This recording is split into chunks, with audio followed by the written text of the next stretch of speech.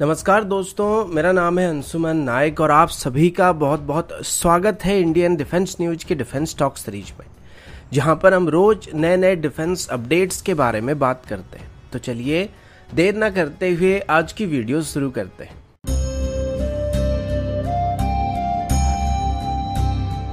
आज की पहली अपडेट अस्त्र मार्क 3 मिसाइल को लेके है। अभी तक अस्त्र मार्क 3 मिसाइल या हमारी SFDR मिसाइल की कोई भी एक्चुअल इमेज या पोस्टर सामने नहीं आया था और जो भी टेस्ट कंडक्ट किए गए थे वो सभी के सभी SFDR टेक्नोलॉजी यानी कि solid fuel ducted ramjet technology की टेस्ट किए गए थे। यानी कि इनिशियल दौर में सिर्फ इसकी प्रोपल्सन सिस्टम की टेस्ट को कंडक्ट किया गया था और फिर पिछले महीने एक अपडेट सामने आया था और बताया गया था कि DRDO की तरफ से अगले साल तक ही अस्त्र मार्क 3 मिसाइल की टेस्ट करने का प्लान किया जा रहा है और हो सके तो इसे इसी साल के एंड तक भी किया जा सकता है। और अभी बोथ अस्त्र मार्क 2 और मार्क 3 मिसाइल को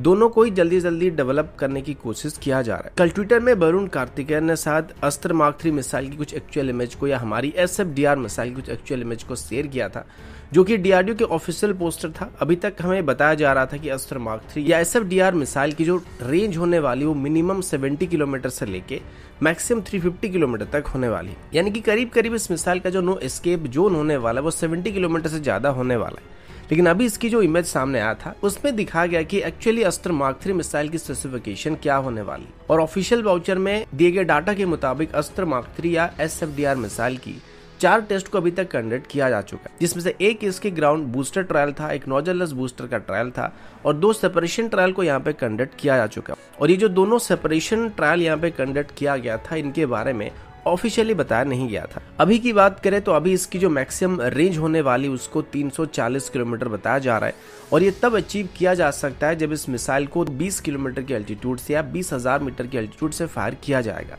आप सब जानते हैं कि जितने ऊपर हम लोग जाएंगे वहां पर हवा जो होगा उतना पतला होता जाएगा और ड्रैग उसी हिसाब से कम होता जाएगा और इसी वजह से मिसाइल ज्यादा दूरी तक ट्रैवल कर पाएगा।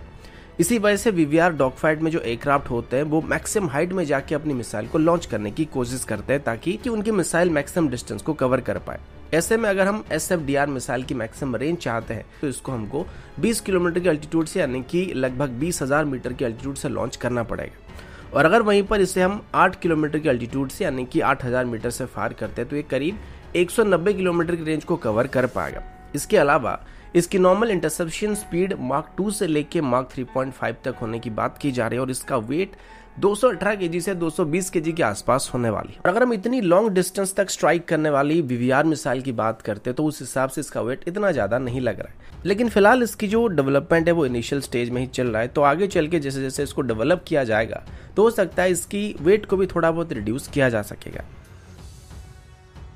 अगला अपडेट एरो इंजन को लेके। कुछ दिन पहले हम लोग एमका की मार्क 1 वर्जन में इस्तेमाल होने वाले इंजन के बारे में बात कर रहे थे, जिसमें मैंने आप सभी को बताया था कि अभी जनरल इलेक्ट्रिक की तरफ से भारत को अपनी F414 INS6 इंजन के बदले इसी इंजन का एक अपडेटेड वर्जन को ऑफर किया जा रहा था, जिसे अभी वो F18 हॉर्नेट में इस्तेमाल करना चाहते हैं। और ये इंजन पहले के F414 INS6 इंजन के मुकाबले ज्यादा थ्रस्ट और बेहतर फ्यूल एफिशिएंसी को प्रोवाइड कर रहा है। इस इंजन को अभी ऑफिशियली F414 GE400 सीरीज का इंजन कहा जा रहा है और ये इंजन 116 किलोन्यूटन की थ्रस्ट को प्रोड्यूस कर सकता है, जो कि एग्जिस्टिंग F414 INS6 इंजन की 98 किलोन्यूटन के थ्रस्ट आउटपुट के मुकाबले लगभग 20% ज्यादा है और उसी हिसाब से इसका जो फ्यूल एफिशिएंसी वो भी 5% बेहतर है। और इससे अभी जनरल इलेक्ट्रिक की तरफ से एमका की प्रोडक्शन वेरिएंट के लिए और तेजस MK2 के लिए ऑफर करने की प्लानिंग किया जा रहा है और ऐसा जनरल इलेक्ट्रिक की सेल्स डिपार्टमेंट की तरफ से कुछ दिन पहले अनाउंस किया गया था। लेकिन आज बिजनेस वर्ल्ड की तरफ से ये क्लेम किया जा रहा है कि अभी जनरल इलेक्ट्रिक की तरफ से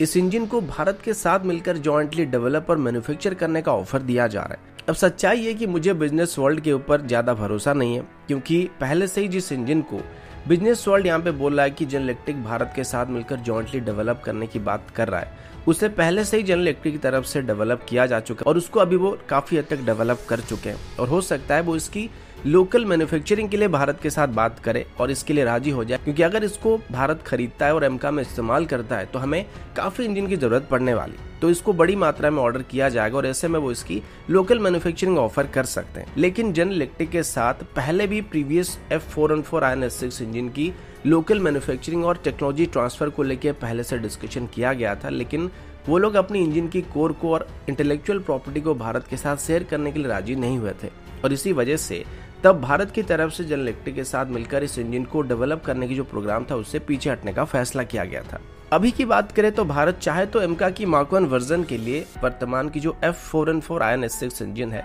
उसके बदले इस नए इंजन को सिलेक्ट कर सकता है, जो कि 116 किलोन्यूटन की थ्रस्ट को प्रोड्यूस कर सकता है। लेकिन जहां तक बात रही इसे टेक्नोलॉजी ट्रांसफर के साथ भारत में बनाने की, तो मुझे नहीं लगता कि इसके लिए जनरल इलेक्ट्रिक इतने आसानी से राजी होने वाला है। अभी बस भारत को इनको एक्सपोर्ट करने के लिए यूएस की तरफ से उनको क्लियरेंस दिया गया है, लेकिन इसकी कोर को और इंटेलेक्चुअल प्रॉपर्टी को पूरी तरीके से वो लोग कभी भी भारत के साथ शेयर करने के लिए राजी नहीं होंगे। और अगर वो ऐसा करते हैं तो इसके साथ काफी सारे टर्म्स एंड कंडीशन आने वाली है। और अभी जबकि हम लोग फ्रांस के साथ एक इंजन को डेवलप करना शुरू कर चुके हैं, जिसमें हमको इस इंजन की कंप्लीट टेक्नोलॉजी ट्रांसफर की जाएगी, साथ ही इसकी इंटेलेक्चुअल प्रॉपर्टी को शेयर किया जाएगा, तो इनके बाद में आके उस प्रोग्राम को बंद करना भी सही नहीं होगा। लेकिन अगर यहाँ पर हमको दोनों इंजन को एक साथ जॉइंटली डेवलप करने का मौका मिलता है और दोनों की टेक्नोलॉजी को हासिल करने का मौका मिल जाता है, तो ये भारत के लिए फायदे का सौदा हो सकता है। और इसमें हम एमका के लिए 2 डिफरेंट इंजन ऑप्शन को रख सकते हो, जो कि आगे चल के हमारे फ्यूचर फाइटर जेट्स को एक्सपोर्ट करने का जो ऑप्शन रहेगा उसके लिए काफी बेहतर ऑप्शन होने वाला है। अगला अपडेट इंडियन कोस्ट गार्ड की तरफ से। आप सबको पता होगा कि 2019 में इंडियन कोस्ट गार्ड में करीब 16 एडवांस लाइट हेलीकॉप्टर को इंडेट करने के लिए एचएएल के साथ एक कॉन्ट्रैक्ट को साइन किया गया था, जिसमें इंडियन कोस्ट गार्ड के स्पेसिफिकेशन के मुताबिक इन हेलीकॉप्टर्स को स्पेशली मॉडिफाई करके इंडियन कोस्ट गार्ड को डिलीवर करने का वादा किया गया था और इनको स्पेशली मैरीटाइम रोल किलर सर्च एंड रेस्क्यू जैसे मिशन के लिए मॉडिफाई किया गया था। अभी पता चला है कि इंडियन कोस्ट गार्ड की तरफ से एडवांस लाइट हेलीकॉप्टर को अपनी CG-834 स्क्वाड्रन में शामिल किया गया और अभी इस स्क्वाड्रन को ऑफिशियली पोरबंदर में डिप्लॉय किया गया है। अभी तक इंडियन कोस्ट गार्ड में कुल मिलाकर 13 एडवांस लाइट हेलीकॉप्टर शामिल हो चुके हैं, जो कि इसकी नए वर्जन है, जिनको फेज वाइज मैनर में इंडियन कोस्ट गार्ड में इंडेट किया गया था, जिसमें से जो 4 हेलीकॉप्टर हैं वो अभी पोरबंदर में ही मौजूद है और इनको अभी तक लगभग 1200 घंटे तक उड़ाया जा चुका है और इसमें इनको मल्टीपल मिशन में डिप्लॉय किया गया था, जिसमें मैक्सिमम इनको डे नाइट कंडीशन में सर्च एंड रेस्क्यू जैसे मिशन को करने के लिए डिप्लॉय किया गया था। अगला अपडेट P-17A क्लास की फ्रिगेट्स को लेके। आप सभी को पता होगा कि इंडियन नेवी के लिए अभी प्रोजेक्ट 17A के अंदर 7 एडवांस फ्रिगेट्स को बनाया जा रहा था, जिसमें से 4 मजगांव डॉक लिमिटेड की तरफ से और 3 GRSC की तरफ से बनाया जा रहा है। आज मजगांव डॉक लिमिटेड की तरफ से दी गई ऑफिशियल इन्फॉर्मेशन के मुताबिक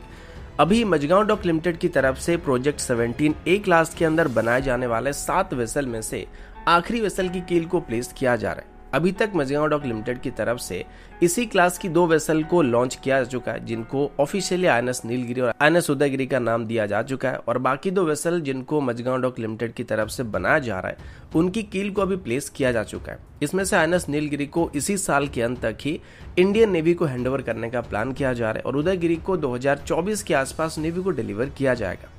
और अभी जिस वेसल को लॉन्च किया गया था इसे 2025 में नेवी को डिलीवर करने का प्लान किया गया। इन वेसल्स को बनाने के लिए कम्प्लीटली इंडियन मेड स्टील का इस्तेमाल किया जा रहा है और इसमें इंडिजिनस तरीके से डेवलप किए गए इंटीग्रेटेड प्लेटफॉर्म मैनेजमेंट सिस्टम का इस्तेमाल किया जा रहा है। और सबसे अच्छी बात यह है कि इसमें कुल मिलाकर 75% तक इंडियन सिस्टम का इस्तेमाल होने वाला है और इसमें कई MSME कंपनी भी शामिल है, जो कि इसके लिए मटेरियल को सप्लाई कर रहे हैं या फिर कंपोनेंट को सप्लाई कर रहे हैं। बाकी अगर GRSC की बात करें तो GRSC की तरफ से भी इसी क्लास के अंदर 3 वेसल को बनाया जा रहा है, जिसमें से GRSC की तरफ से जो पहली वेसल को बनाया जा रहा था उसका नाम INS हिमगिरी था, उसको पहले से ही लॉन्च किया जा चुका और इसे 2023 तक इंडियन नेवी को हैंडओवर करने का प्लान किया जा रहा है। और बाकी बचे 2 वेसल की बात करें तो इसमें से एक को अगले महीने लॉन्च किया जा सकता है और आखिरी वेसल की बात करें तो उस पर भी काम किया जा रहा है, लेकिन अभी तक लॉन्चिंग स्टेज में नहीं आया है और इसे भी 2025 तक ही नेवी को डिलीवर करने का काम रखा गया है। तो दोस्तों अभी के लिए इतना ही, मिलता हूँ आपसे अगले वीडियो में, तब तक के लिए जय हिंद, वंदे मातरम।